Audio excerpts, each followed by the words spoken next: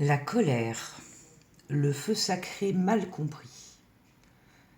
Texte de Stéphane Thomas Berdudo. Tout ce qu'on ne t'a jamais dit sur la colère. On t'a appris que la colère était un problème, un poison à maîtriser, à contenir, à cacher. Une émotion négative, basse fréquence, à transmuter. Et pourtant, la colère est un feu sacré, un feu vivant, et c'est ton feu. La colère n'est pas un bug, elle n'est pas une anomalie dans ton système émotionnel, elle est une énergie vitale de défense, d'alignement et de vérité. La colère est un signal. À l'état pur, la colère est une alarme vibratoire. Elle indique qu'il y a eu une violation de ton intégrité émotionnelle, physique, énergétique, une trahison de tes valeurs profondes ou une rupture entre ce que tu vis et ce que ton âme désire vivre. Elle jaillit lorsque ton champ d'alignement est menacé, et comme une douleur t'indique une blessure, la colère t'indique une dissonance profonde. Mais attention, ce n'est pas la colère qui est toxique, c'est ce qu'on en fait. Colère saine versus colère déformée. Il y a deux types de colère. La colère sacrée, claire, lucide, active, liée à ton âme. Et la colère conditionnée, réactive, chaotique, liée à des blessures non guéries. La colère sacrée est une extension du soi supérieur. Elle ne cherche pas à dominer ni à punir, elle trace une frontière. Elle affirme un non. Elle dit « ce n'est pas juste, ça ne me respecte pas, je m'honore ». Elle te remet au centre, elle te rend souverain. La colère conditionnée, elle, vient de la peur, de la frustration, de l'impuissance accumulée. Elle n'a pas été accueillie ni écoutée, et elle fermente. Et à force de refoulement, elle explose ou implose. La colère non exprimée, une bombe silencieuse. Ce n'est pas la colère exprimée qui détruit, c'est la colère réprimée. Celle qu'on refoule dans le ventre, qu'on étouffe avec des sourires de façade, qu'on transforme en culpabilité ou en auto-sabotage. Trop souvent, tu as appris à t'excuser d'être en colère, comme si affirmer ta limite était une agression. Mais à force de se taire, de se nier, de vouloir être gentil, le feu sacré devient toxique à l'intérieur.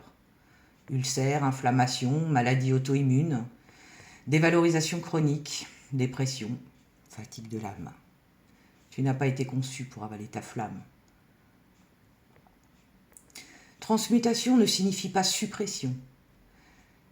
Certains chemins dits spirituels prônent une fausse transcendance. Élève-toi au-dessus de la colère, pardonne tout. Sois dans l'amour inconditionnel. Non. La vraie transmutation commence par l'accueil brut. Tu n'as pas à te justifier d'avoir été blessé. Tu n'as pas à t'excuser d'avoir ressenti une injustice. La colère transmutée, ce n'est pas ne plus être en colère. C'est laisser cette énergie te traverser sans qu'elle te domine. C'est lui donner une forme constructive en l'exprimant avec conscience, présence et ancrage. Colère et Kundalini.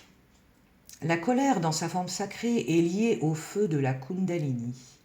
Elle vit dans ton bassin, dans ton ventre, dans ta colonne. Elle est la même énergie que le désir, la puissance sexuelle, la création.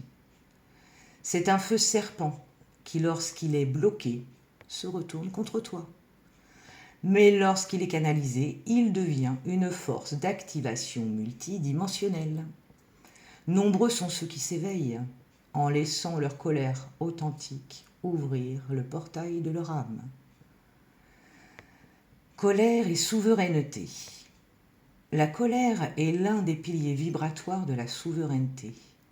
Elle est l'énergie qui permet de dire non aux abus, non aux manipulations, non aux mensonges collectifs. Et donc, oui à soi, oui à la vie, oui à la vérité. Beaucoup de réveils spirituels commencent par la colère. Non pas celle qui détruit, mais celle qui réveille, celle qui dit « Je refuse de rester esclave.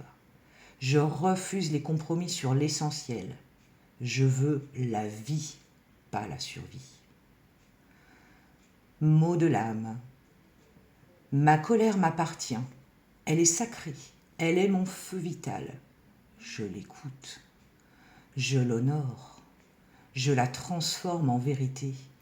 Et je me relève avec elle. En pratique, rituel d'accueil de la colère. 1. Se retirer seul dans un espace sécurisant. 2. Nommer à voix haute la source de la colère sans filtre. 3. Bouger le corps, danser, frapper un coussin, secouer, souffler. 4. Écrire tout ce qui monte, sans censure. 5. Visualiser le feu de la colère comme un dragon. Le laisser te traverser sans qu'il te brûle. L'écouter. Que veut-il dire ? Puis le transformer en lumière active dans ton champ. 6. Terminer en posant une intention claire. Je reprends mon axe. Je redeviens mon propre centre. Conclusion. La colère n'est pas ton ennemi. Elle est un allié ancien, un feu oublié. Elle a seulement besoin de ton regard. Pas pour être domptée, mais pour être reconnue. Ce n'est pas la colère qui détruit, c'est le mensonge qu'on se force à avaler pour ne pas la vivre.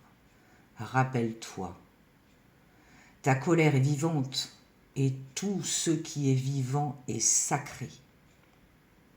Si cela a résonné, partage-le et surtout, ne t'excuse plus jamais d'être en feu.